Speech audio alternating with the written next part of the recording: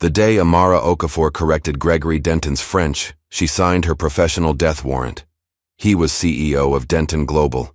She was just a waitress with dreams bigger than her bank account. Nobody corrected Gregory Denton. Within months, he'd orchestrated her spectacular rise and calculated downfall at his company, weaponizing everything from falsified translations to media headlines against her. The board believed him. The investors believed him. Everyone believed him. But Gregory had overlooked something critical. People who grow up translating worlds don't just understand languages, they understand power. And Amara had been studying power all her life. As she clutched the flash drive containing evidence of his systematic discrimination, Amara knew that sometimes justice doesn't need a courtroom. Sometimes, it just needs one person brave enough to speak truth in her own voice. The first light of dawn crept through the thin curtains of Amara Okafor's small apartment. Her alarm hadn't gone off yet, but she was already awake, moving quietly through the cramped space so as not to disturb her younger sister. 14-year-old Mika was still sound asleep, her textbooks scattered across the second-hand coffee table where she'd been studying late into the night. Amara paused at Mika's bedroom door, watching her sister's peaceful breathing for a moment before heading to the kitchen. Their tiny refrigerator hummed loudly in the quiet morning as she pulled out ingredients for Mika's lunch: turkey sandwich with the crusts cut off, apple slices, and a small container of peanut butter, just the way Mika liked it. She scribbled a quick note of encouragement in both English and French, tucking it beside the sandwich. "Bonne chance avec ton examen aujourd'hui," she whispered, practicing her accent. "Good luck with your test today." With Mika's lunch prepared, Amara spread her own study materials across the kitchen table. Language flashcards in French and Mandarin were organized into neat piles, color-coded by difficulty. She had an hour before she needed to wake Mika for school. An hour to review her own studies before getting ready for her night shift at La Maison d'Or.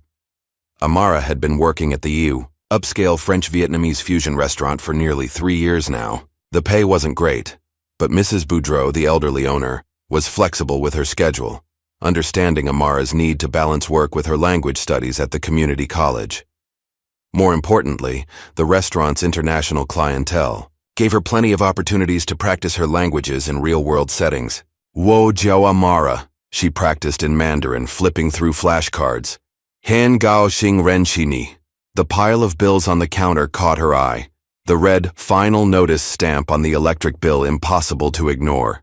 Since their mother had passed away 2 years ago, Amara had become both sister and parent to Mika, shouldering the weight of their mounting debt while trying to keep her own dreams alive. She pushed the bills aside. There would be time to worry about them later. For now, she had languages to master. By the time Amara arrived for her shift at La Maison d'Or that evening, the restaurant was already buzzing with the dinner crowd. The soft glow of crystal chandeliers illuminated the dining room, casting warm light over the white tablecloths and gleaming silverware. "Cutting it close tonight, eh?" Marcus, the head waiter, winked as she hurried through the kitchen. At 24, he'd been working at La Maison d'Or since high school and knew all the regulars by name. "Sorry," Amara replied, quickly tying her apron. "Mika had a French test to study for, and I lost track of time." "You and those languages," Marcus laughed, handing her a stack of menus. "Table 7 needs water, and 12 just sat down. VIPs, from what I hear." Amara nodded, taking a deep breath to center herself before stepping onto the restaurant floor. La Maison d'Or catered to Boston's elite, business executives, politicians, old money families who appreciated the unique blend of French classics with Vietnamese influences. The menu was written entirely in French, with small Vietnamese additions, a touch Mrs. Boudreau insisted upon to maintain authenticity. As Amara approached table 12, she immediately sensed the power dynamics at play. 3 men in expensive suits, leaning in over the table in deep conversation. The man with his back to the restaurant seemed to be leading the discussion, his voice carrying just enough to draw attention without seeming to try.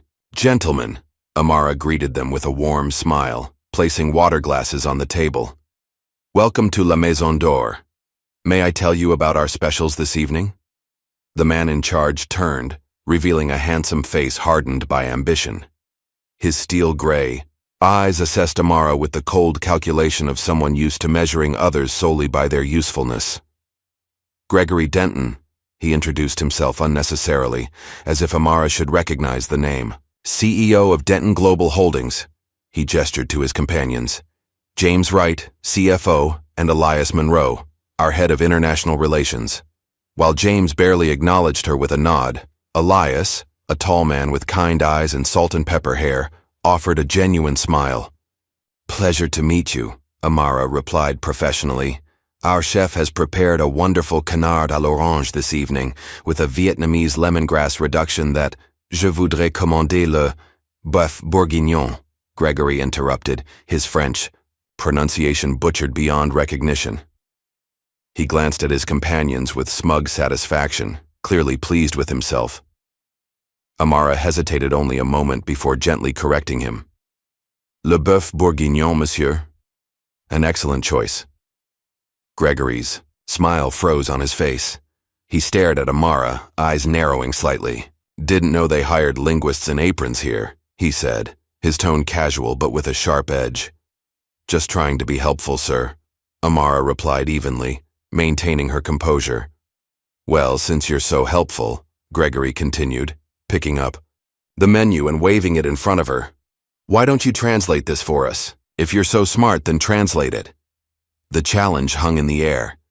James looked uncomfortable, while Elias watched with quiet interest. Several diners at nearby tables had fallen silent, the tension palpable. Without blinking, Amara took a deep breath and began to translate. First in perfect French, then fluent Spanish, switching seamlessly to Mandarin, and finally Vietnamese. Her newest language and still not perfect, but impressive nonetheless. Each word flowed naturally, her accent shifting appropriately with each language. When she finished, the silence around them was deafening. Then from a corner table, someone began to applaud softly. Soon others joined in, impressed by the unexpected display of linguistic prowess. Gregory's face had turned an alarming shade of red. He snatched the menu back, his knuckles white with tension. Parlor tricks don't close deals, he muttered, loud enough for his companions to hear. I'll have the steak, rare. He looked past Amara as if she'd suddenly become invisible. And tell the chef not to overdo it this time.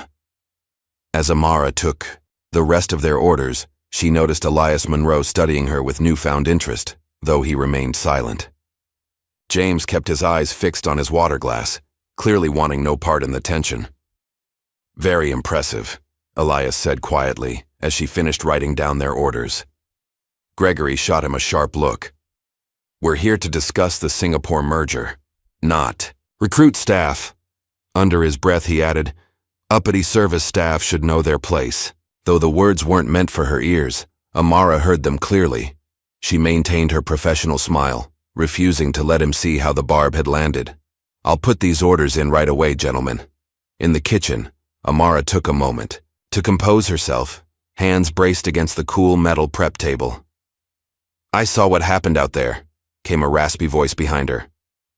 Mrs. Boudreau, the restaurant's 70-year-old owner, stood in the doorway of her office. Born in Senegal, raised in France, and married to a Vietnamese chef, Claudette Boudreau had built La Maison d'Or from nothing after immigrating to America 40 years ago. That man, Mrs. Boudreau continued, her accent still thick despite decades. In Boston, he tries to make you small because your brightness shows him how dim he is. Amara smiled weakly. It's fine, Mrs. B, I'm used to it. No. The older woman's voice was firm. Never get used to it. Never let them shrink your brilliance. She patted Amara's hand. My mother taught me. When they try to bury you, remember, you are a seed. You grow through it, yes? Amara nodded, grateful for the wisdom. Yes, ma'am. Good. Now take table 4 their appetizers before Marcus has a fit. The rest of the evening passed without incident. Gregory Denton's table was demanding but manageable, with Gregory himself barely acknowledging Amara's existence after their initial encounter. She noticed Elias watching her occasionally, but his gaze was thoughtful rather than judgmental. By the time her shift ended at midnight, Amara was exhausted. Her feet ached as she waited for the bus that would take her home to Dorchester. The late-night route was sparse, with only a few other passengers, mostly service workers heading home after long shifts downtown. When Amara finally unlocked her apartment door, she expected to find the lights off and Mika asleep. Instead, her sister was sitting on the couch, still in her school clothes, clutching a piece of paper. Her eyes were red-rimmed from crying. "Mika? What's wrong? Why are you still up?" Mika wordlessly handed over the paper. It was an eviction notice. 3 months behind on rent. 72 hours to pay or vacate. "I found it taped to the door when I got home from school," Mika said, her voice small. "I was scared to be alone, so I waited up for you." Amara's heart sank as she read the notice. The rent money had gone to their mother's medical bills, then to school supplies for Mika, then to fix the car they could no longer afford to keep. Each month, she'd promised herself she would catch up, but each month brought new emergencies. New expenses. "It's going to be okay," Amara said, sitting beside her sister and pulling her close. "We've been through worse, right? Remember when the heat went out last winter?" "We slept in the same bed for a week," Mika said with a weak smile. "And you read me stories in French to practice." "Exactly. And we made it through that, didn't we? We'll make it through this too." As Mika finally drifted off to sleep in her own bed, Amara sat at the kitchen table, staring at the eviction notice under the harsh fluorescent light. The forced optimism she'd shown her sister faded, replaced by the cold reality of their situation. They had nowhere else to go, no family to take them in. Their mother's relatives were all back in Nigeria, people they knew only through occasional phone calls and photos. Amara rested her head in her hands, allowing herself a moment of despair before straightening up. She couldn't afford to fall apart. Mika was counting on her. Tomorrow she would call the landlord, beg for an extension. She would pick up extra shifts, sell something, anything. For now, though, she needed sleep. Tomorrow would bring new challenges, new problems to solve. She just hoped she would be strong enough to face them. The following afternoon found Amara back at La Maison d'Or for an unexpected lunch shift. Marcus had called in sick, and Mrs. Boudreau had offered her the extra hours, a small blessing, given their financial situation. The lunch crowd was lighter than dinner service, mostly business people having quick meetings over salads and sparkling water. Amara was clearing a recently vacated table when the bell above the door chimed. She glanced up and froze. Standing in the entrance, looking somewhat out of place in the half-empty restaurant, was Elias Monroe. He spotted her immediately and approached with purposeful strides. "Miss Okafor," he greeted her, his deep voice carrying a hint of warmth. "I hoped I might find you here." Amara straightened, balancing the tray of dirty dishes. "Mr. Monroe, are you meeting Mr. Denton for lunch?" "No, I'm here to see you, actually." Elias glanced around. "Is there somewhere we could talk privately for a moment?" Confusion and wariness mingled in Amara's mind. "I'm working, Mr. Monroe." "It won't take long, I promise. It's a professional matter." Mrs. Boudreau appeared behind Amara, having overheard the exchange. "Take 15 minutes, Amara. Use my office." Her sharp eyes assessed Elias. "The door stays open." Minutes later, Amara sat across from Elias at Mrs. Boudreau's cluttered desk. "I should introduce myself properly," Elias began. "I'm Elias Monroe, Senior Vice President of International Relations at Denton Global Holdings, but also a silent partner in the company." He leaned forward slightly. "Your linguistic abilities last night were extraordinary." "Thank you," Amara replied cautiously. "But I doubt you came here just to compliment my French." A smile ghosted across Elias's face. "Direct. I appreciate that." He placed a business card on the desk. "I have a proposition for you. We're hosting a critical investor meeting next week. Representatives from Korea, Japan, Vietnam, and several European countries will be present. Our usual translation service had to cancel unexpectedly, and finding qualified replacements on short notice has been challenging." "And you thought of the waitress who embarrassed your boss?" Amara couldn't keep the skepticism from her voice. "I thought of the most impressive polyglot I've encountered in years," Elias corrected her. "Gregory doesn't know I'm here, and yes, he would be less than thrilled with my initiative. But this meeting is too important to risk miscommunication." What exactly are you offering? 1 day of your time. 8 hours as a freelance translator. We'll provide briefing materials in advance so you can familiarize yourself with the technical terms. He named a figure that made Amara's eyes widen. Triple her monthly salary at the restaurant. That's generous, she managed. It's market rate for specialized linguistic services, Elias replied matter-of-factly. Your skills are worth it. Amara's mind raced. The money would cover their back rent with enough left over to get ahead on the next month. It seemed too perfect, which made her suspicious. Why would you trust someone you just met with something so important? Is this some kind of setup? Elias sat back, his expression serious. I've been with Denton Global for 15 years. In that time, I've learned to recognize exceptional talent when I see it. Gregory was out of line last night, but his behavior inadvertently revealed a potential asset. He shrugged. As for trust, the materials are confidential, but not classified. You'd sign a standard NDA. Amara thought of the eviction notice sitting on her kitchen table, of Mika's tearful face. When is this meeting? Next Thursday, 9 a.m. to 5 p.m., our downtown office. After Elias left, Mrs. Boudreau found Amara still sitting in the office, staring at Elias's business card. Well, the older woman prompted. What did the suit want? Amara explained the offer. Mrs. Boudreau listened without interrupting, her weathered face revealing nothing. You're going to take it, she said when Amara finished. It wasn't a question. I don't know. It feels complicated. Mrs. Boudreau laughed, a rough sound like sandpaper.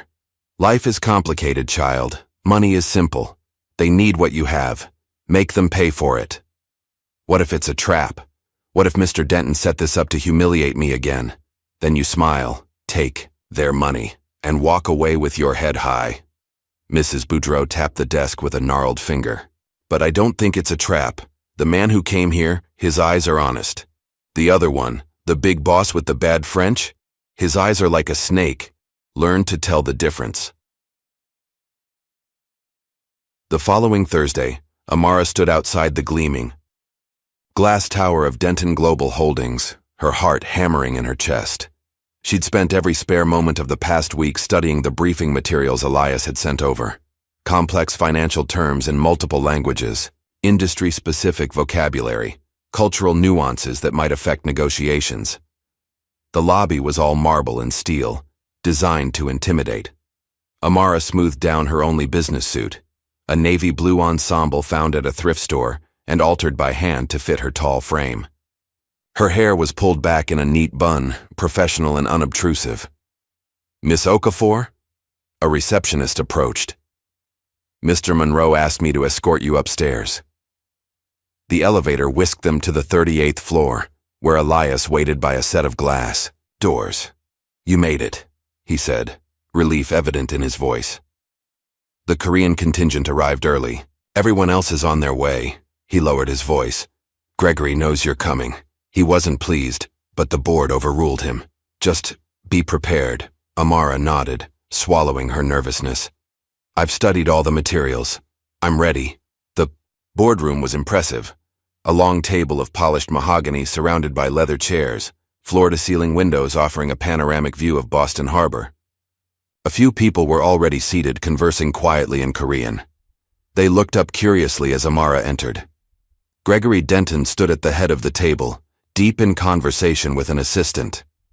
When he spotted Amara, his expression hardened into a cold glare. He excused himself and strode over.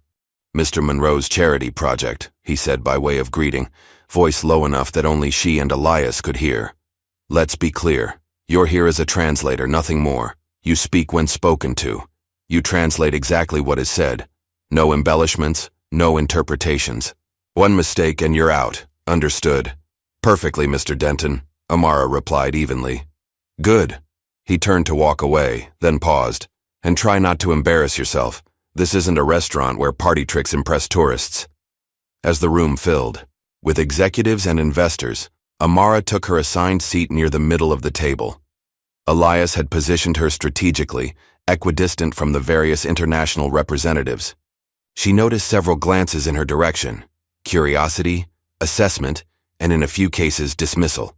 She was clearly the youngest person in the room, and one of only 3 women. The meeting began with Gregory's polished welcome, followed by presentations from various department heads. Amara listened attentively, occasionally providing whispered translations to those seated near her when technical terms caused confusion. 2 hours in, during a discussion of market expansion into Southeast Asia, a problem arose. Mr. Park, the lead Korean investor, frowned deeply while reviewing a contract addendum. He spoke rapidly in Korean to his colleagues, his tone increasingly agitated. The company's junior translator, a nervous young man who had been struggling all morning, looked panicked. "I'm sorry, he's speaking too quickly. Something about the terms being different?" The room tensed. Gregory's face darkened as he watched a potential multi-million-dollar deal begin to unravel over a translation issue. Amara hesitated only briefly before leaning forward. "Jisong hamnida," she addressed. Mr. Park in Korean, apologizing for interrupting. Then, switching between Korean and English with practiced ease, she clarified the point of contention, a subtle but critical difference in how profit sharing was calculated in the Korean version of the document versus the English version. Mr. Park listened intently, his expression softening as Amara explained. She suggested specific language that would resolve the ambiguity, maintaining the agreement's integrity while addressing his concerns. When she finished, Mr. Park nodded approvingly and said in heavily accented English, "This is acceptable solution. We continue." The tension in the room dissipated. Several people exhaled audibly. Gregory's expression was unreadable as the meeting resumed its normal flow. During the lunch break, Elias found Amara in a quiet corner of the executive lounge. "That was impressive," he said, handing her a bottle of water. "You potentially saved us months of renegotiation." "It was a simple misunderstanding," Amara replied modestly. "The Korean term for net profits can be interpreted differently depending on context. Simple for you, perhaps." Elias glanced across the room where Gregory stood with several board members.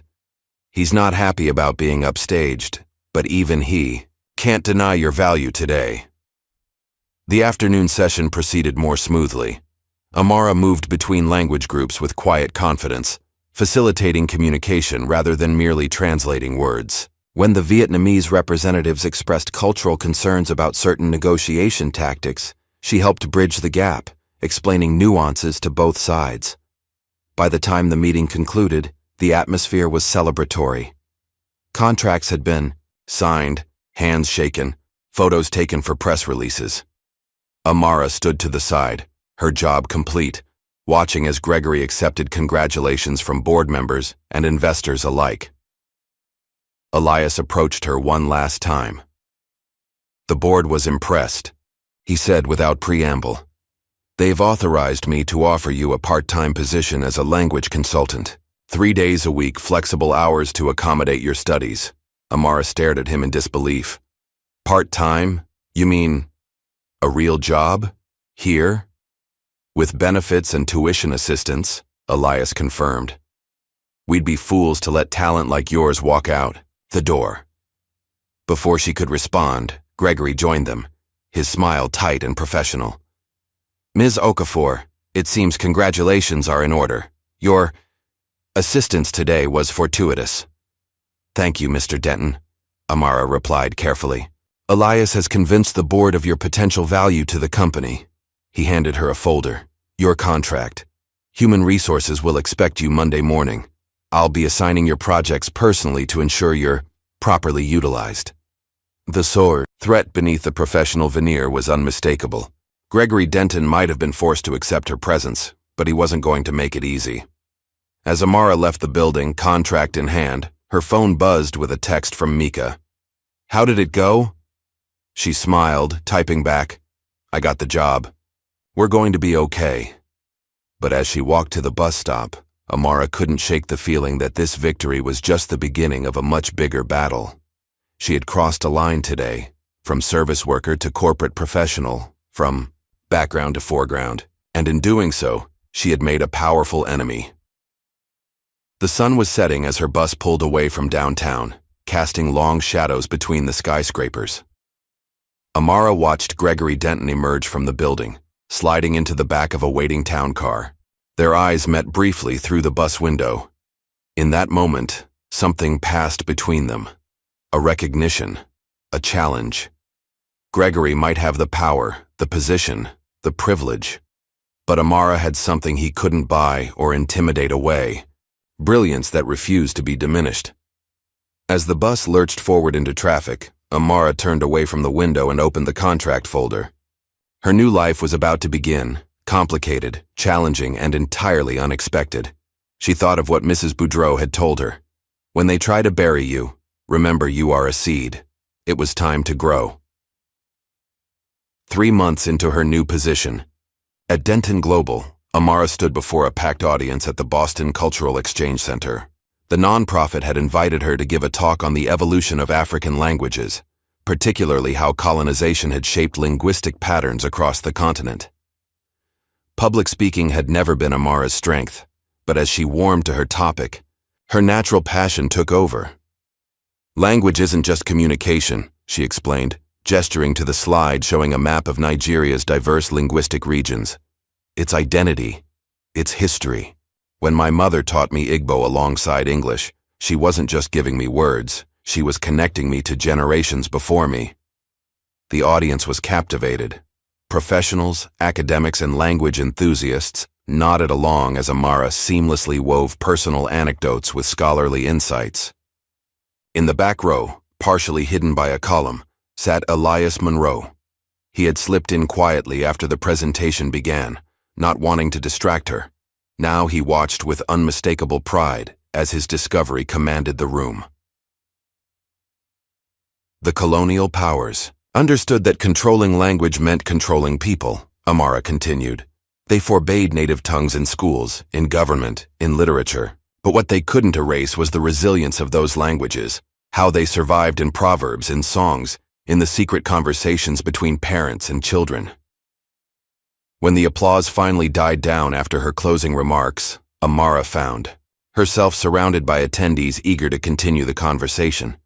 Business cards were pressed into her hands. Invitations to speak at universities and cultural organizations followed. It wasn't until the crowd had thinned that she spotted Elias approaching. "That was remarkable," he said, genuine admiration in his voice. "You're wasted in corporate boardrooms." Amara laughed. "Boardrooms pay better than non-profit lectures. Besides, I'm learning a lot at Denton." Speaking of which, Elias lowered his voice. "There's something you should see." He pulled out his phone and showed her a video that had been circulating on social media. It showed Amara at a recent investor meeting, gently but firmly correcting a Chinese tech mogul's tonal Mandarin mistake that had accidentally changed the meaning of his proposal from mutual investment to something closer to mutual destruction. The clip had gone viral in business circles with the caption, "Waitress genius saves billion-dollar deal." "Is this bad?" Amara asked, uncertain. "Bad? It's fantastic PR for the company," Elias replied. "The board is thrilled." Gregory, however, he trailed off meaningfully. Amara understood. In the months since joining Denton Global, Gregory Denton had made his resentment clear. He assigned her to the most tedious translation tasks, scheduled her for early morning meetings knowing she had night classes, and forgot to include her in email chains about projects she was working on. "Let me guess," Amara sighed.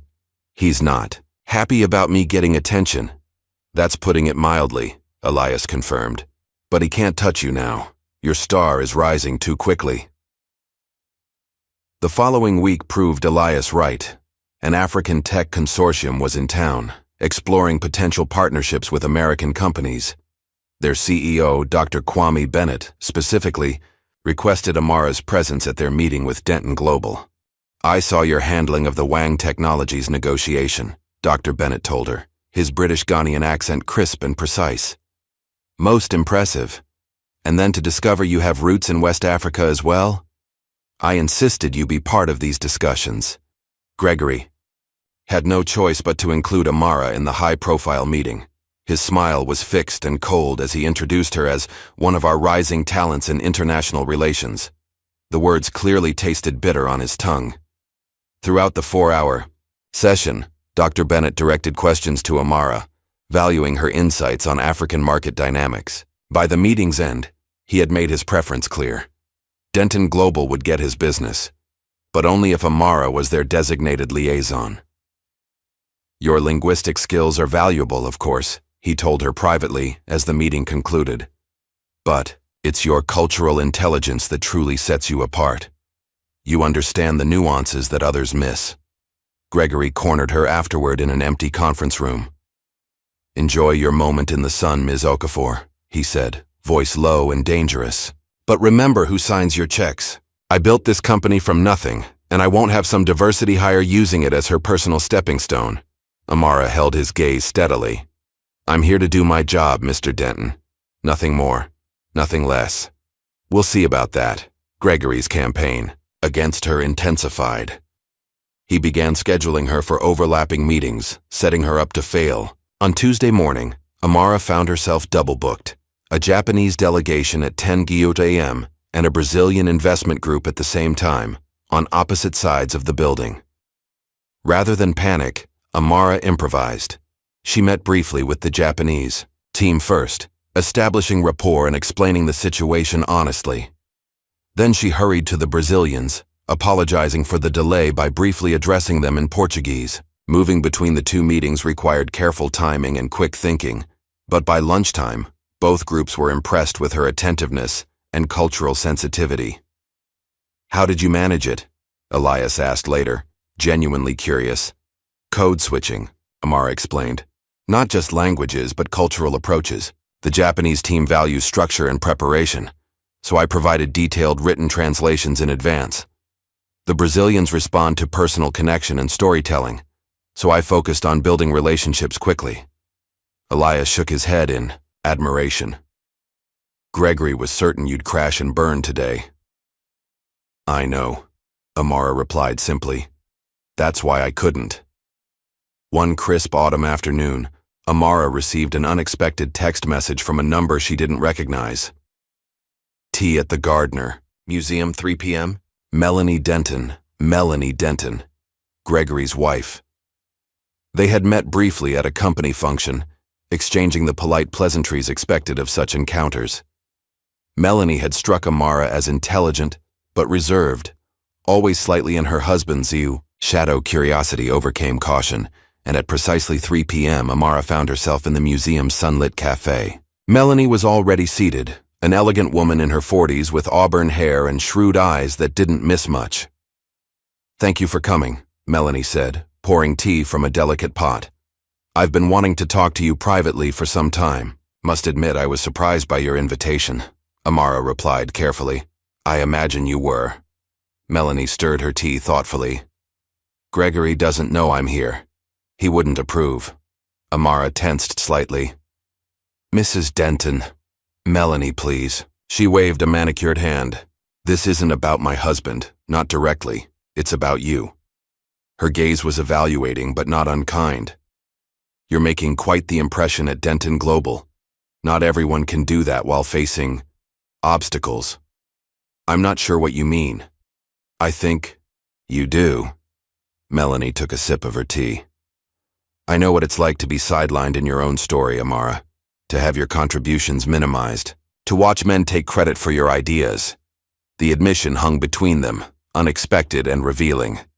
Before I was Mrs. Gregory Denton, Melanie continued, I was Melanie Harrington, with an MBA from Wharton and a promising career in finance. Now, I'm the perfect corporate wife who organizes charity galas and knows which wines pair best with salmon. You gave up your career? Amara asked. Not gave up. Traded away, piece by piece, a compromise here, a concession there. All so reasonable at the time. Melanie's smile held a trace of bitterness. I'm telling you this because I see something in you that I once had. Something worth protecting. I appreciate your concern, but this isn't charity or pity. Melanie interrupted sharply. It's recognition.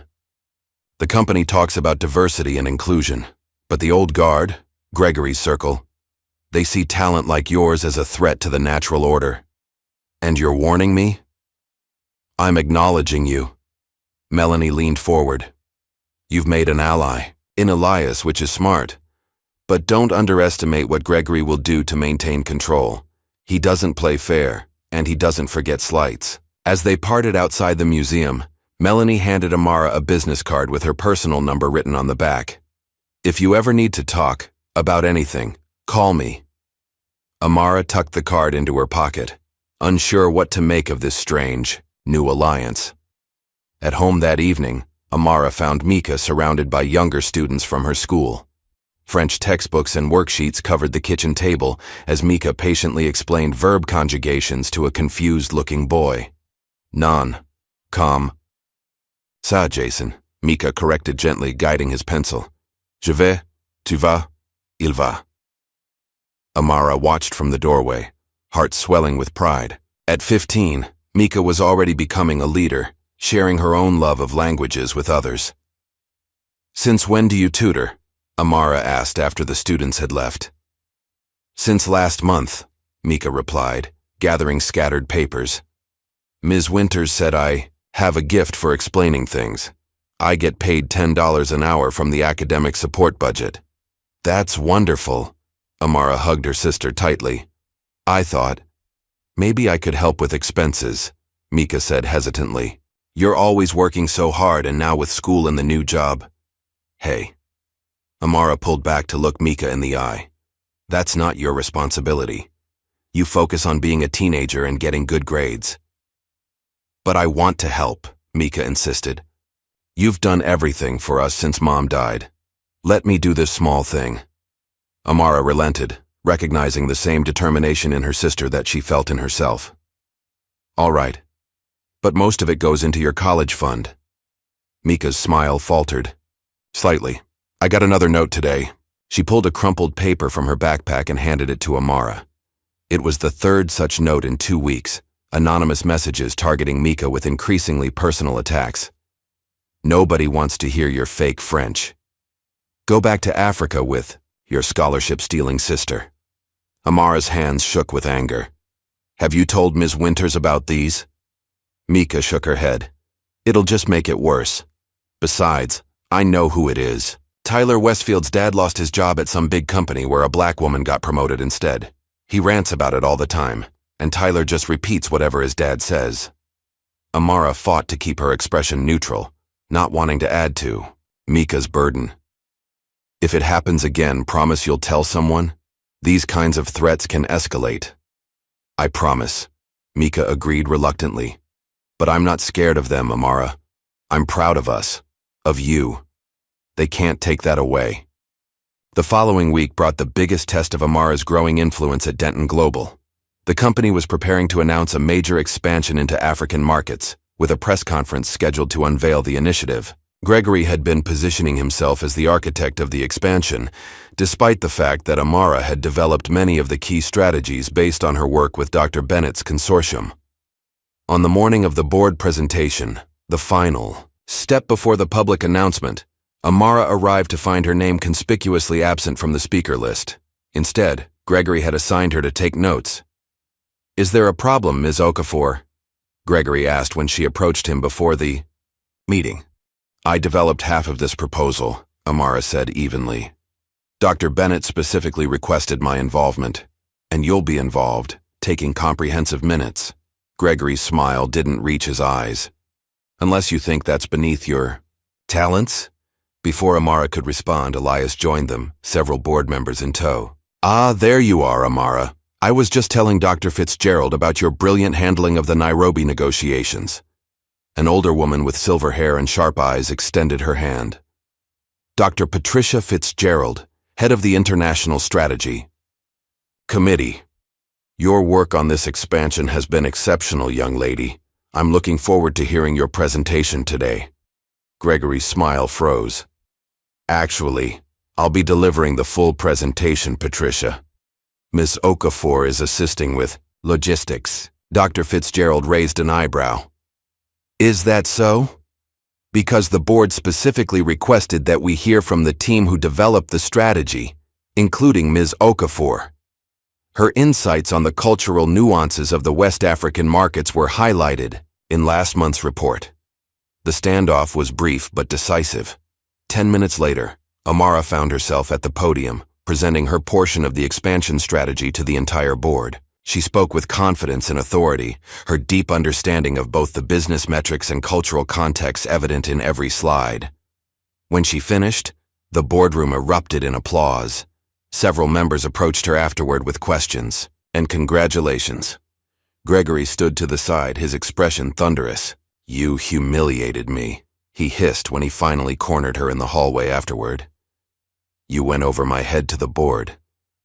"I did my job," Amara replied calmly. "The job I was hired to do." "Let me make something perfectly clear." Gregory stepped closer, lowering his voice. "You are here because it looks good on our diversity reports, not because you belong in this company. I built Denton Global, and I decide who succeeds here." Amara stood her ground, refusing to be intimidated. "Mr. Denton, with all due respect, my work speaks for itself."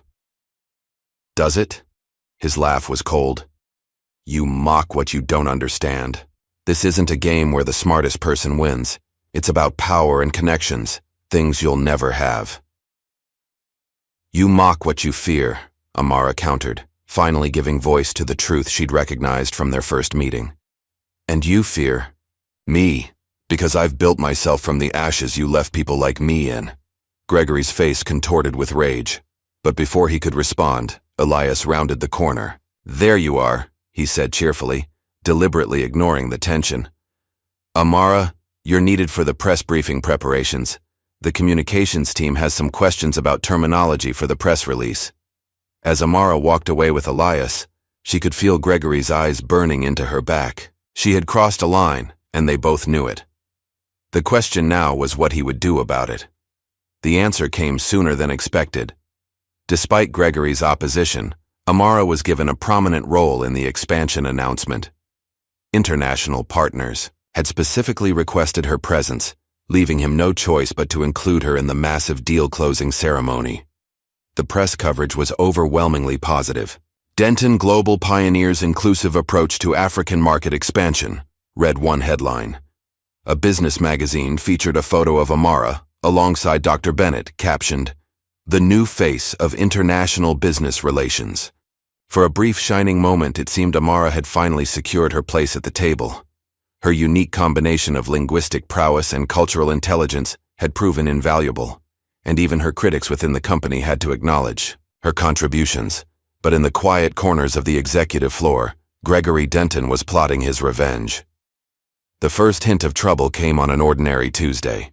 Amara arrived at work to find her security clearance had been downgraded, restricting her access to certain documents and areas of the building. When she inquired with HR, she was told it was a system update that would be resolved shortly. By Friday, the glitch remained unresolved.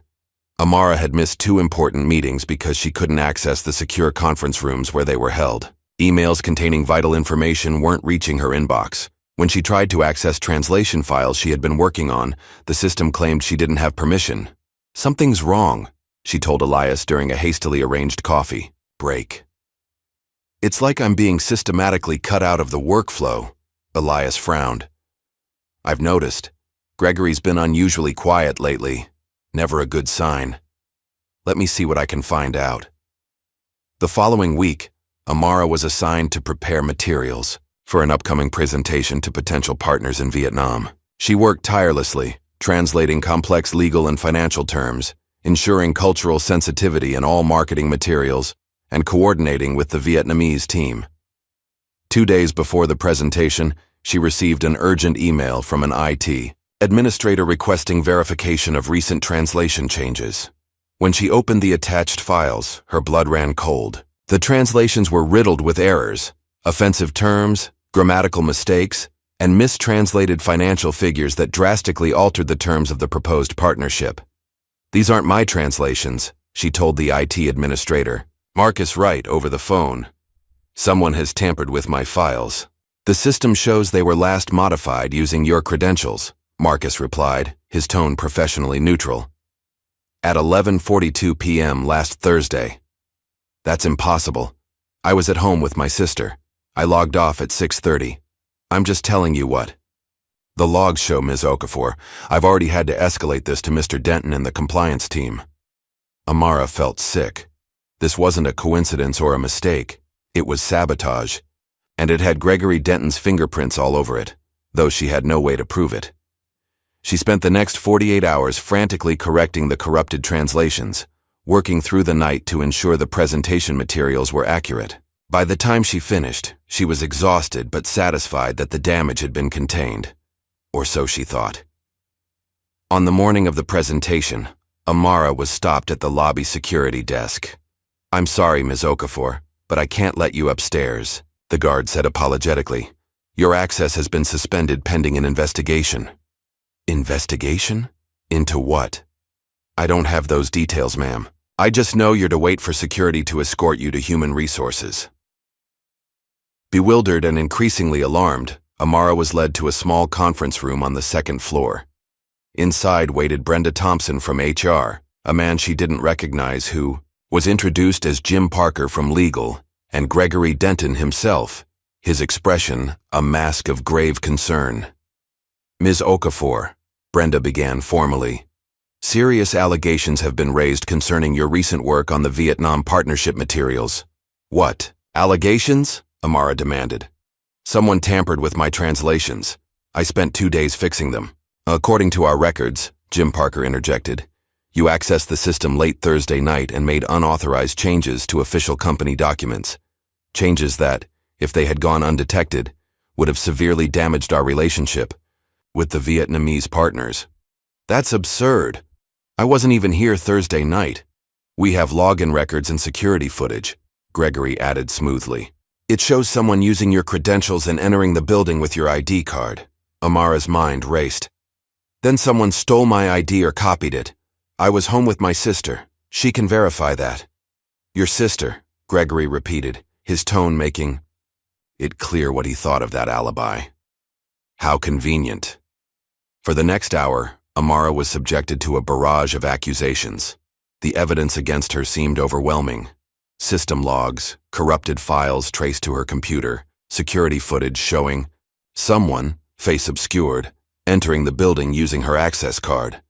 "This is a setup," she said finally, her voice trembling with anger and disbelief. "Mr. Denton has been trying to undermine me from day one. This is just his latest attempt." Gregory's expression hardened. "That's a serious accusation, Ms. Okafor. One that further demonstrates your lack of judgment and professionalism." "Given the severity of this breach," Brenda concluded, "we have no choice but to suspend you immediately, pending further investigation. You'll be escorted to your desk to collect your personal belongings, after which your access to all company systems will be terminated." "You can't do this," Amara protested. "I've done nothing wrong." But her objections fell on deaf ears. 20 minutes later, she stood on the sidewalk outside Denton Global headquarters, a small box containing her desk items clutched in her arms, her employee badge confiscated. Security had watched her every move as she packed up, as if she might steal something or cause damage on her way out. The humiliation was complete. By evening, the story had hit the business news cycle. "Fraudulent Waitress translator causes international incident at Denton Global," read one particularly vicious headline. The articles painted her as an unqualified diversity hire who had sabotaged an important business deal when her lack of actual qualifications was about to be exposed. Amara sat in her apartment, staring numbly at her phone as the notifications poured in. Colleagues, former colleagues now, sending messages ranging from confused support to thinly veiled satisfaction at her downfall. Social media was even worse, with strangers weighing in on her supposed fraud and incompetence. "Is it true?" Mika asked quietly, sitting beside her on the couch. "What they're saying about you?" "No," Amara replied, her voice hollow. "Someone set me up. Someone with access and power." "Gregory Denton," Mika stated with the certainty of youth. "He's always hated you. Hating me is one thing. Framing me for corporate sabotage is another." Amara ran a hand over her face. "I can't prove it was him, Mika. That's the worst part. He's covered his tracks perfectly." Her phone rang, Mrs. Boudreau calling for the third time that day. Amara hesitated, then answered. Child, what's happening? The old woman demanded without preamble. I'm seeing your name dragged through mud all over the business channels. Amara explained the situation as best she could, her voice breaking several times as she recounted the morning's events. Listen to me, Mrs. Boudreau said when she finished. This stinks of a setup. I know people who can look into this. Old. Friends from my intelligence days. Intelligence days? Amara repeated, confused. Mrs. Boudreau laughed shortly. You think I was always a restaurant owner? Before Vietnam, before America, I had another life. Let me make some calls. After hanging up, Amara tried to process this new information about her mentor, but before she could dwell on it, another call came through. Elias. Amara, thank God you answered. He sounded tense, almost frightened. I don't have much time. Gregory's gone too far this time. I've been looking into the server logs and there's evidence of tampering. I'm going to take this to the board. Elias, be careful. If he did this to me, I know the risks. But I can't stand by and watch him destroy someone's career just because his ego can't handle being outshone. There was muffled talking in the background. I have to go. I'll contact you when I can. The following morning brought unexpected news. Melanie Denton had reached out, requesting a discreet meeting at the same museum cafe where they'd first talked. I don't know if I should, Amara told Mika. For all I know, she could be part of the setup. Or she could have information, Mika countered. You always tell me not to make assumptions about people. Reluctantly, Amara agreed to the meeting. Melanie was already waiting when she arrived, looking tense and preoccupied. Thank you for coming, she said, her voice low. I had to see you. What Gregory's done. It's unconscionable. Amara stiffened. You know it was him? I found something, Melanie replied, glancing around nervously. Documents in his home office, linking him to the altered files. There's more. Offshore accounts, internal memos about problem employees who were systematically pushed out. Most of them women, people of color, or both. You searched his office? Amara couldn't hide her surprise. Our marriage has been a sham for years, Melanie said bluntly. But I've stayed, partly out of habit, partly because leaving meant losing. Everything I've sacrificed for, but this, she shook her head. This crosses a line I can't ignore. What are you going to do? I've copied everything to a flash drive. Melanie's hand moved to her purse, then stopped. But I need to be careful about how I use it. Gregory has powerful friends, and he knows things about me that could be damaging. Before they could discuss further, Melanie's phone buzzed. She checked it, her face paling. I have to go. Gregory's called an emergency board meeting for tomorrow morning. He's going to try to make this official. Have you formally terminated and possibly even pursue legal action against you? On what grounds? Amara demanded.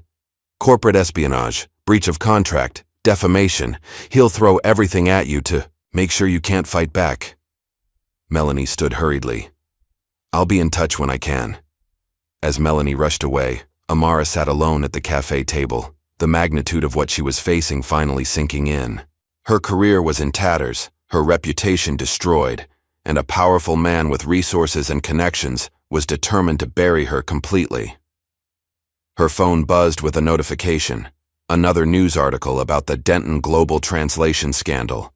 This one questioning her academic credentials and suggesting she had faked her language proficiency. The comment section was filled with vitriol, much of it tinged with racism and sexism. But amid the hatred, something unexpected was happening. Justice for Amara was trending in local social media circles. Leading the charge was Mika, who had mobilized her friends and classmates to share stories of Amara's character and achievements. Former restaurant customers from La Maison d'Or were posting about her linguistic abilities. Dr. Bennett had released a statement supporting her skills and integrity.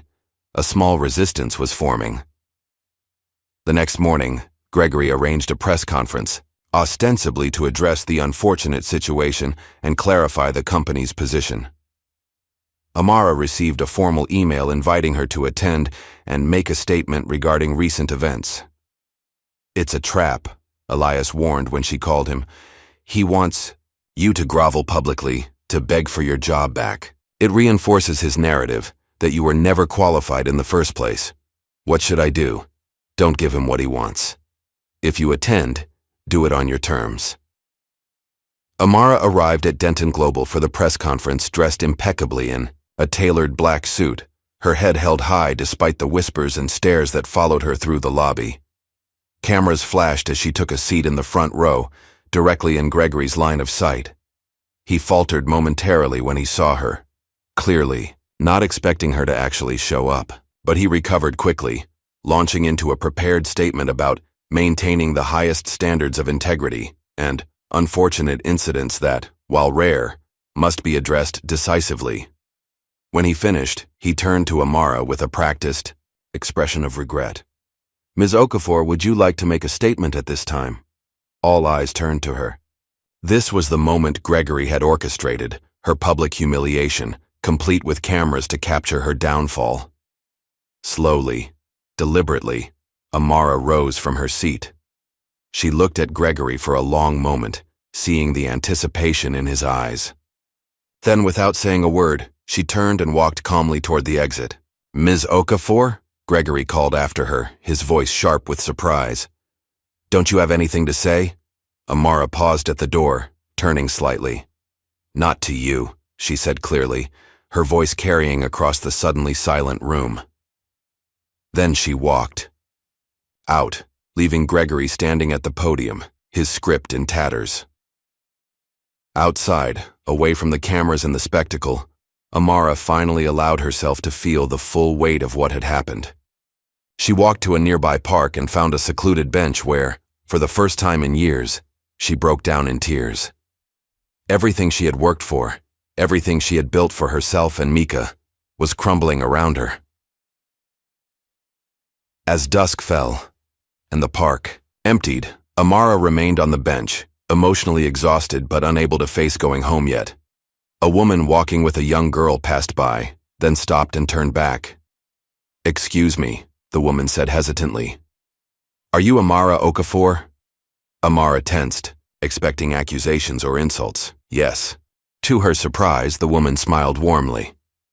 "I thought so. My daughter saw your picture in the news." She gestured to the girl who was staring at Amara with undisguised admiration.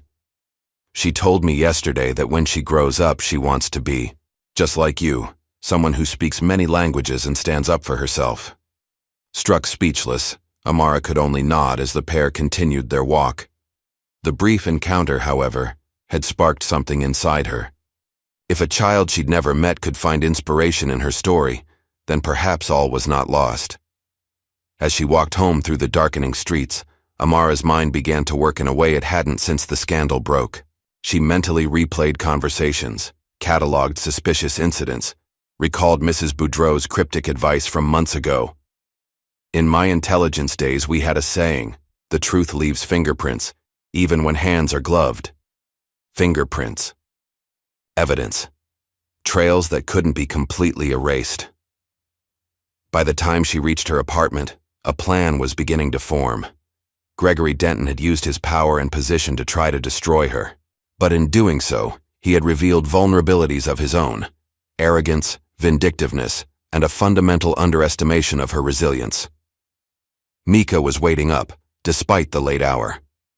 "How was the press conference?" "Educational," Amara replied, a new determination in her voice. "I learned something important today." "What's that?" "That Gregory Denton may have the power right now, but he's forgotten something crucial about language." "What?" Amara smiled for the first time in days. "Every story can be rewritten." Dawn broke over Boston as Amara sat cross-legged on her living room floor surrounded by printouts, notebooks, and her laptop. She hadn't slept. Instead, she'd spent the night meticulously piecing together her defense, searching for the digital fingerprints Gregory Denton might have left behind. Mika emerged from her bedroom, rubbing sleep from her eyes. "Have you been up all night?" Amara looked up, her eyes tired but alert. I remembered something important. When I was translating the Vietnamese contracts last month, I downloaded copies of all the original documents to study the terminology. It was something I'd always done, keeping backups to practice with later. And that helps how? Because, Amara said, turning her laptop screen toward Mika, I have the original correct translations. The timestamps and metadata are intact. This proves the versions they're claiming I sabotaged were altered after I'd already submitted the final drafts. Mika's eyes widened. That's evidence. It's a start, but not enough on its own. Amara rubbed her temples. Gregory's too smart to leave an obvious trail. If he used someone in IT to tamper with my files, they would have covered their tracks. The doorbell rang, startling them both. Few people knew where they lived, and fewer still would visit unannounced at 7 a.m. Cautiously, Amara opened the door to find Mrs. Boudreau standing there, a large paper bag in her arms. You look terrible, the old woman declared, pushing past Amara into the apartment. When's the last time you ate? Mrs. B, what are you doing here? Bringing breakfast, she replied, placing the bag on the kitchen counter. And information. Mika peeked into the bag. Croissants. From yesterday, but still good. Eat. Mrs. Boudreau turned to Amara. Now listen carefully. I've been making calls to old contacts. Did you know I worked as a linguistics decoder during the Cold War? Before the restaurant? Before coming to America? Amara blinked in surprise. You mentioned intelligence work, but no time for stories now. What matters is I still know people who know people. She pulled a small notebook from her pocket. Your Mr. Denton has made enemies over the years. People who've been waiting for him to make a mistake. Did he make one? Mrs. Boudreau's eyes gleamed. All men like him do, eventually. Arrogance makes them sloppy. She tapped the notebook. You need to learn about metadata trails. When documents are altered, they leave traces. Digital fingerprints that can be tracked if you know where to look. For the next hour, Mrs. Boudreau walked Amara through techniques for examining document histories and server logs, skills she'd acquired during her surprising previous career. They pored over Amara's saved files, identifying discrepancies in the versions that had been used to frame her. This will help, Amara said, taking careful notes. But it's still my word against his, and he has the company's resources behind him. Then you need more evidence, Mrs. Boudreau replied matter-of-factly. And allies. Who else might know what Denton has been doing? Elias Monroe has been trying to help, but he's in a precarious position, and Melanie Denton contacted me. The wife? Mrs. Boudreau raised an eyebrow. Interesting. She says she found documents in Gregory's home office linking him to the altered files. She copied them to a flash drive. Then you need that drive. Amara's phone buzzed with a text from an unknown number. Need to see you. Same place. Noon today. The museum cafe was nearly empty when Amara arrived. Melanie sat at a corner table, a large sunglasses doing little to disguise her evident distress. When she removed them, Amara was shocked to see her left eye was slightly swollen. Are you okay? Amara asked, sliding into the seat across from her. I'm fine, Melanie replied tersely. Gregory and I had a disagreement last night. Nothing unusual. She reached into her purse and discreetly slid a small flash drive across the table. Everything I could find is on here. Emails about monitoring your computer, instructions to IT staff, even a documented history of other problem employees he's pushed out over the years. Amara stared at the tiny device, hardly believing it could contain such powerful evidence. Why are you doing this? Melanie's laugh was brittle. Maybe I'm tired of watching talented people destroyed because they threaten his ego. Maybe I'm tired of being an accomplice through my silence. She looked away. Or maybe I'm just finally doing something I should have done years ago. This could hurt you too, Amara said quietly. I know. Melanie put her sunglasses back on. Use it wisely. And Amara, be careful. When Gregory feels cornered, he becomes unpredictable. After Melanie left, Amara remained at the cafe, the flash drive feeling impossibly heavy in her pocket. She knew viewing its contents in public would be reckless, but the temptation was almost overwhelming. Her phone rang. "Elias, where are you?" he asked without preamble. "We need to meet. I found something in the server logs. I'm at the Gardner Museum Cafe. But Elias, I already have evidence. Melanie gave me—" "Not over the phone," he cut her off. "I'll be there in 20 minutes, don't leave." While waiting, Amara's phone buzzed with a notification from Mika's social media campaign. Just as Amara was gaining traction, former employees had begun reaching out, sharing their own experiences of discrimination and sabotage at Denton Global. What had started as a personal vendetta against Amara was revealing a pattern of abuse extending far beyond her case. When Elias arrived, he looked haggard but determined. "The IT department keeps backup logs of all system access," he explained after ordering coffee. "Gregory had someone delete the regular logs but forgot about the secondary backups. They clearly show someone using admin credentials to access your account the night the files were altered. Can you prove it was Gregory?" "Not directly. The credentials belonged to Marcus Wright in IT, a loyal Gregory lieutenant. But I found emails instructing Marcus to handle the situation with our troublesome translator. It's circumstantial, but combined with other evidence." Amara pulled out her laptop. "Let's see what Melanie found."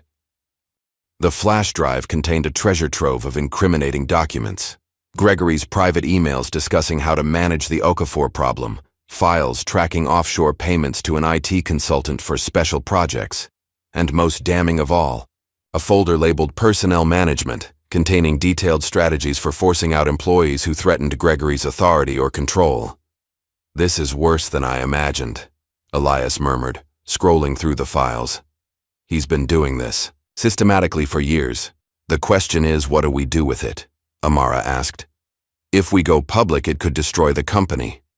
Maybe that's what needs to happen." Amara considered this. There are hundreds of innocent employees who would be hurt, and the international partners who've put their trust in Denton Global's commitments. "Then we need leverage," Elias said thoughtfully. "Something that forces change without destroying everything." "What about the Korean investors?" Amara suggested. "Dr. Park was very concerned about ethical business practices when I worked with him. If he knew what was happening—" Elias nodded slowly. "One major investor pulling out would create enough pressure for the board to act, without necessarily collapsing the company." He checked his watch. "I have to get back before I'm missed. Gregory's watching me closely. Be careful with that drive. It's your insurance policy." After Elias left, Amara made a decision. She composed a careful email to Dr. Park, outlining the situation in professional terms and attaching select documents from the flash drive that demonstrated the pattern of discrimination without revealing company secrets. She emphasized her concern for the integrity of their partnership rather than her personal grievance. The response came faster than she expected. Dr. Park was deeply troubled by the evidence and would be reconsidering the terms of their relationship with Denton Global unless the company took immediate action to address these ethical concerns. Within hours, the ripple effect began. Dr. Park contacted other investors, who reached out to board members with questions. By evening, Amara received a text from Elias. "Board emergency meeting called for tomorrow. Gregory furious, firing people left and right to create scapegoats. Be ready." The next morning brought an unexpected email from Brenda Thompson in HR, requesting Amara's presence at a confidential arbitration meeting to resolve outstanding concerns regarding recent events. The message was carefully worded, betraying nothing of the chaos Elias had described. Amara deliberated her response. This could be another trap, but it could also be an opportunity to present her evidence in an official setting. After consulting with Mrs. Boudreau and Elias, she agreed to attend, but with conditions. She would bring legal representation, and the meeting would include board members, not just Gregory and his allies. When Amara arrived at Denton Global, the following morning, she was escorted to the main boardroom rather than the small conference room where she'd been ambushed before. Inside waited an assemblage that made her pulse quicken. Gregory, looking uncharacteristically disheveled, several board members including Dr. Fitzgerald, Brenda from HR, and the company's chief legal counsel. Gregory's face darkened when he saw her. This is a private corporate matter, Ms. Okafor. Your conditions were inappropriate and unnecessary. Yet here we all are, Amara replied calmly, taking a seat. I believe transparency benefits everyone at this point. Before Gregory could respond, the door opened again and Melanie walked in. The room fell silent as she took a seat beside Amara. Gregory's expression shifted from anger to confusion.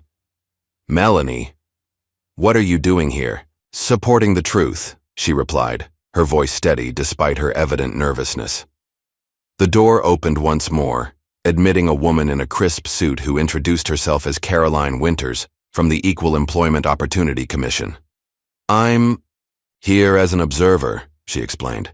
My office received multiple complaints regarding discriminatory practices at Denton Global. Gregory's face flushed with fury. This is outrageous. Who authorized this? I did, Dr. Fitzgerald stated firmly. As head of the ethics committee, I felt outside oversight was appropriate given the serious nature of the allegations. The meeting quickly transformed from what Gregory had clearly intended as another attempt to intimidate Amara into a formal examination of the evidence against him. Amara presented her case methodically, the original translation files with their timestamps, Elias's server log findings, and finally, the damning contents of Melanie's flash drive. These documents, Melanie explained, her voice gaining strength as she spoke, were found in Gregory's home office. They detail not only the specific plan to frame Ms. Okafor, but a long-standing pattern of similar actions against employees deemed threatening to his authority. The board members examined the evidence in stunned silence. Gregory alternated between vehement denials and attempts to discredit the sources, but with each passing minute, his position weakened. The offshore accounts are a routine part of international business, he insisted, and the personnel files are standard performance management documentation. Is it standard practice to refer to employees as diversity liabilities to be managed out of the organization? Caroline Winters asked, reading directly from one of the documents. Gregory turned to Melanie, his expression murderous. You had no right to access my private files. This is a violation of what, Gregory? Melanie interrupted. Our marriage? The one you've treated as a business arrangement for years? The one that gave you cover while you systematically crushed the careers of anyone who threatened your fragile ego? The room fell silent again. Dr. Fitzgerald cleared her throat. In light of this evidence, I move that Gregory Denton be immediately suspended pending a full investigation, and that Ms. Okafor be reinstated with full back pay and a formal company apology. The motion passed with only one dissenting vote. Gregory was escorted from the room, still protesting his innocence and threatening lawsuits against everyone present. When it was over, Brenda approached Amara with reinstatement papers and an awkward expression. The company would like to offer you your position back, with a substantial compensation package for the misunderstanding. Amara looked at the papers, then around at the boardroom where, just weeks earlier, she had been celebrated for her contributions to the African expansion project. So much had changed. Thank you, she said finally. But I'll need time to consider the offer. As she left the building, a crowd of reporters had gathered in the lobby, alerted to the drama unfolding inside. Cameras flashed as she walked past, but Amara offered no comment. This victory, significant as it was, felt like just the beginning of a much larger battle. The story broke the next morning across all major business news outlets. Denton Global CEO suspended amid discrimination and sabotage allegations. Amara's phone rang constantly with journalists seeking comments, former colleagues expressing support or surprise, and even a few headhunters sensing an opportunity to recruit her. The public reaction was immediate and polarized. Many hailed her as a courageous whistleblower who had exposed corporate corruption. Others questioned her motives, suggesting she had orchestrated the scandal to advance her own career. Social media buzzed with both support and vitriol, with "Connor Justice for Amara" trending nationally alongside more hostile hashtags. You need to be careful, Elias warned during a call. Gregory still has powerful allies both inside and outside the company, and now he has nothing to lose. His warning proved prescient. 3 days after Gregory's suspension, Amara received a hand-delivered envelope containing a cease-and-desist letter from his personal attorneys, threatening defamation lawsuits if she spoke publicly about the case. The same day, her apartment building manager informed her that an anonymous caller had reported suspicious activity at her unit, triggering an inspection that found nothing. "They're trying to intimidate you," Mrs. Boudreau said when Amara showed her the letter. "It means you've hit a nerve." "It's working," Amara admitted. "I'm worried about Mika. She's already dealing with harassment at school because of all this." "Then you stop playing defense," the old woman replied firmly. "You take control of the narrative, after careful consideration and consultation with a lawyer recommended by Caroline Winters from the EEOC. Amara made two decisive moves. First, she declined Denton Global's reinstatement offer, instead requesting a formal settlement, acknowledging the wrongful termination and discrimination she had experienced. Second, and more significantly, she joined forces with 7 other former Denton Global employees, all mentioned in Gregory's personnel management files, to file a class action lawsuit alleging systematic discrimination, harassment, and wrongful termination practices under his leadership. The lawsuit sent shockwaves through the corporate world. Major news networks covered the story extensively, featuring interviews with the plaintiffs who shared similar experiences of being undermined, sabotaged, and eventually forced out after challenging Gregory's authority or receiving recognition he felt was rightfully his. From Waitress to Whistleblower, the Amara Okafor story read one headline. A respected business magazine published a feature article tracing her journey from La Maison d'Or to becoming the catalyst for what they termed a long overdue reckoning in corporate America.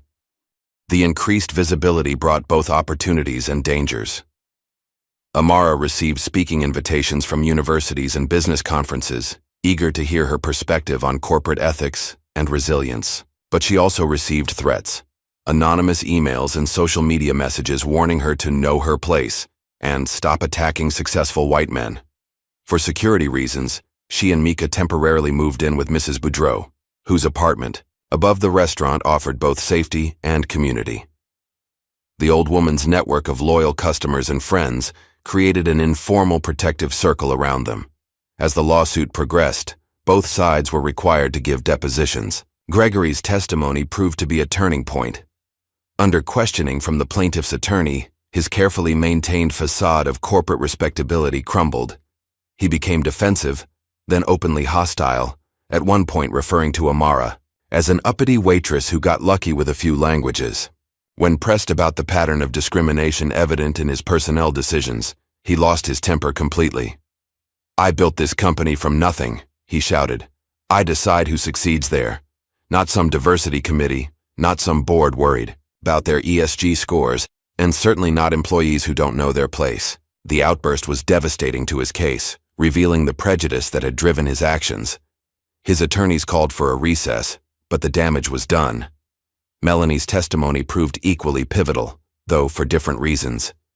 Speaking calmly, but with evident emotion, she described her years as both witness and enabler of Gregory's discriminatory practices. "I stayed silent when I should have spoken up," she admitted. "I convinced myself it wasn't my place to interfere in business matters.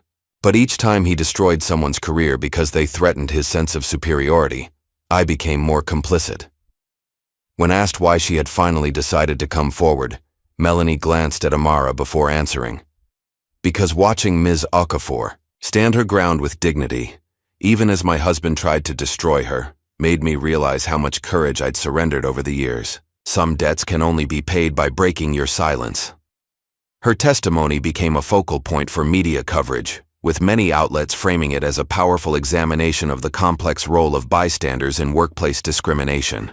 Meanwhile, changes were happening at Denton Global. Following Gregory's suspension, the board had appointed Elias as interim CEO with a mandate to reform the company culture. His first actions included establishing an independent ethics committee, revising hiring and promotion practices to eliminate bias, and creating a protected whistleblower program.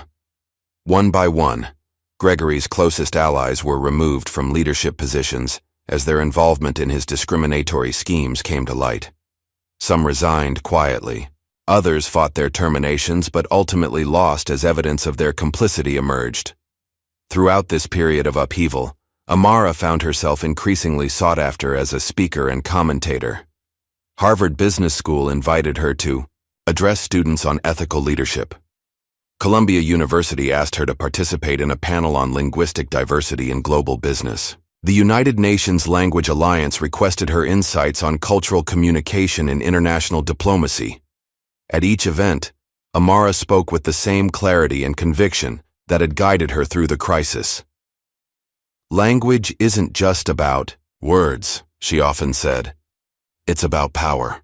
Who gets to speak, who gets heard, and who gets silenced. True communication requires not just understanding different languages, but recognizing the value of different voices. As her public profile rose, Amara found herself reflecting on her mother's teachings more frequently. She remembered sitting at their kitchen table as a child, listening to her mother recite proverbs in both Igbo and English, explaining how the same wisdom took on different shades of meaning in each language. Onye kwe chi ya ekwe, her mother would say. When one says yes, their personal God says yes also. Then she would translate the deeper meaning. Your belief shapes your reality.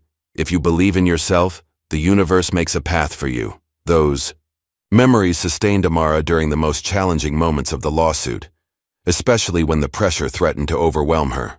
They also helped her support Mika, who struggled with the sudden spotlight on their family. Everyone at school is talking about us, Mika complained one evening. Some kids think it's cool, but others, their parents work in finance and business, and they say you're destroying a great company because you couldn't handle criticism. Amara sat beside her sister on the bed. Does that bother you? What they say?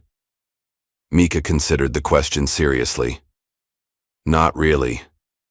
But sometimes I wonder if it would have been easier to just stay quiet. Easier, yes, Amara agreed. But our mother used to tell me something important. Uku anagi agba oso nefu. The foot doesn't run for nothing. There's always a reason to stand your ground, even when it's hard. I know, Mika said softly. I'm proud of you, Amara. I just worry. Sometimes. That's what family does. Amara hugged her sister tightly. We worry about each other, but we keep moving forward together. After 6 months of legal proceedings, the case reached its conclusion.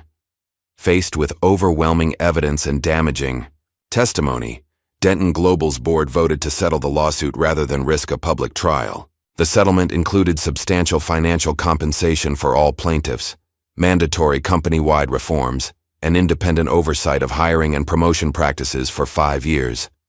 Gregory Denton was permanently removed as CEO and forced to sell his controlling interest in the company. The board issued a formal public apology to Amara and the other plaintiffs, acknowledging the systemic failures that allowed discrimination to persist and committing to a new era of inclusive GATS leadership. At the press conference announcing the settlement, Amara was invited to speak last. Standing at the podium, facing a room full of cameras and reporters, she took a moment to gather her thoughts before addressing the crowd. I didn't ask for power, she said, her voice clear and steady. I asked for dignity. This case has taught me that too often, we must fight for both. But that fight is not just for ourselves. It's for everyone who comes after us. Everyone who deserves to be judged by their abilities rather than others' prejudices. She paused, looking around the room. This settlement is not an ending, but a beginning. The real work of creating truly inclusive workplaces where all talents are recognized and respected continues. That work belongs to all of us. Executives and employees, institutions and individuals. As my mother would say in Igbo, Aka ni kwaka ekpe, aka ekpe akwaka ni. The right hand washes the left hand, and the left hand washes the right. We can only move forward together. A year after the settlement, Amara sat in a light-filled office overlooking Boston Harbor. The walls were adorned with framed newspaper headlines documenting her journey, alongside colorful artwork from various African countries and a large map marking the locations of Polyspeak Global's growing client list. The consulting firm she had founded with her settlement money had quickly established itself as a leader in cultural and linguistic consulting for international business. Unlike traditional translation services, Polyspeak specialized in the nuances of cross-cultural communication, helping companies navigate the complex human elements of global commerce. Amara had made a point of hiring talented individuals from underrepresented groups and regions, particularly focusing on languages and dialects often overlooked by larger firms. Her team now included 20 full-time consultants and dozens of specialized contractors around the world. A knock at her door interrupted her review of quarterly reports. Her assistant, Jason, poked his head in. "Your 11 o'clock is here, and Mrs. Boudreau called to confirm dinner tonight." "Thank you, Jason. Send them in." Amara smiled as her next appointment entered, a nervous young woman clutching a portfolio, clearly for a job interview. "Ms. Rivera, please have a seat. Tell me about your experience with indigenous Mexican languages." Later that afternoon, Amara made a special trip to La Maison d'Or. The restaurant was closed between lunch and dinner service, but Mrs. Boudreau was expecting her. The old woman sat at her usual table by the window, a pot of strong coffee and 2 cups waiting. "Business good?" Mrs. Boudreau asked as Amara joined her. "Very. We just signed contracts with 2 tech companies expanding into West Africa and a manufacturing firm entering Vietnam." Amara poured coffee for both of them. "How about here?" "Same as always. Good food, good customers." Mrs. Boudreau smiled. "Marcus is learning the business side now. He'll take over when these old bones decide to rest." They chatted comfortably about business and mutual friends until Mrs. Boudreau abruptly stood and disappeared into her office. She returned carrying an old leather-bound book. "This is for you," she said, placing it on the table. Time it was. Passed on. Amara opened the cover to find a French dictionary, its pages yellowed with age. Inside the front cover was an inscription in faded ink. "To Claudette, may these words build bridges between worlds. Dakar, 1954. "Your dictionary from Senegal," Amara murmured, touched by the gesture. "My father gave it to me when I was 12, Mrs. Boudreau explained. Said it would open doors for me. He was right." She tapped the cover gently. "Now it's yours. Pass it on when the time comes." Amara ran her fingers over the worn leather. "Thank you. This means more than I can say." "You've done well, child. Your mother would be proud." That evening, Amara attended Mika's school award ceremony. Now 16, Mika had blossomed in the past year, channeling her own linguistic talents into a pioneering program teaching younger students. Her initiative had caught the attention of educational foundations, and tonight she was receiving a scholarship for language innovation in youth education. Amara watched with pride as Mika took the stage to accept the award. "I want to thank my teachers and mentors," Mika began confidently. Then, switching effortlessly to French, she continued, "Et je remercie ma sœur Amara, qui m'a montré la valeur des langues et le pouvoir des mots." Finally, she added a phrase in Igbo that brought tears to Amara's eyes, a proverb their mother had often repeated about strength growing from adversity. As the audience applauded, Amara noticed a familiar face several rows ahead. Gregory Denton. Thinner than she remembered, his once immaculate appearance now slightly disheveled, he sat alone, applauding mechanically as he scanned the crowd. Their eyes met briefly before he looked away, clearly uncomfortable at being recognized. After the ceremony, Amara learned from another parent that Gregory was now giving paid seminars on corporate resilience to small business groups, a far cry from his former status. His reputation in major business circles was irreparably damaged, and most of his former contacts had distanced themselves from him. Amara felt no satisfaction at his downfall, only a quiet acknowledgement that actions eventually find their consequences. She deliberately avoided him as she and Mika left the auditorium. "Was that him?" Mika asked as they walked to the car. "Gregory Denton?" "Yes," Amara replied simply. "Aren't you going to say something to him?" Amara shook her head. "Some stories are better left finished." The following week brought news about Melanie Denton. Her memoir, Behind the Curtains, A Wife's Silence, A Woman's Voice, had been released to critical acclaim. The book detailed her experiences as the spouse of a powerful executive, exploring themes of complicity, courage, and redemption. Amara attended the Boston launch event, where Melanie spoke eloquently about the courage it takes to admit your own failures and the responsibility we all have to challenge injustice even when, especially when, doing so is personally costly. After the reading, they embraced warmly. "How are you?" Amara asked. "Finding my way," Melanie replied with a genuine smile. "The divorce was finalized last month. It's strange starting over at 50, but also liberating." She lowered her voice. "Did you hear about Elias?" "The official announcement is tomorrow, but yes." Elias Monroe had been confirmed as the permanent CEO of Denton Global, now rebranded as Monroe International. Under his leadership, the company had instituted groundbreaking diversity initiatives, promoted many of Amara's former allies, and established a foundation supporting educational opportunities for underrepresented groups in business. "He's doing good work," Melanie acknowledged. "Repairing what Gregory broke, and creating something better in its place," Amara added. "That's the real victory." As they parted, Melanie hesitated. "I never properly thanked you, Amara. Your courage gave me permission to find my own." "We lift each other up," Amara replied. Simply. That's how change happens. Back at her office the next day, Amara received an unusual delivery, a handwritten letter from Ghana. The carefully printed English was from a 12-year-old girl named Adwoa. "Dear Ms. Okafor, my teacher showed us a video of your speech at the United Nations. Because of you, I told my teacher I want to speak 10 languages, not just one. My father says I should be practical, but my mother says I should dream big like you did. Can a girl from Accra really become someone important who speaks for others? Please write back if you can." Amara immediately set aside her other work to compose a reply, enclosing one of her mother's Igbo proverbs translated into both English and Twi. That weekend, she gave her first lecture as a visiting professor at Boston University. The classroom was packed with graduate students eager to learn from her experiences in international business and linguistic diplomacy. "Language isn't just words," she told them as the session concluded. "It's power, and power shared is freedom. Remember that in whatever careers you pursue." As the students filed out, Amara remained at the lectern for a moment, reflecting on the journey that had brought her to this point.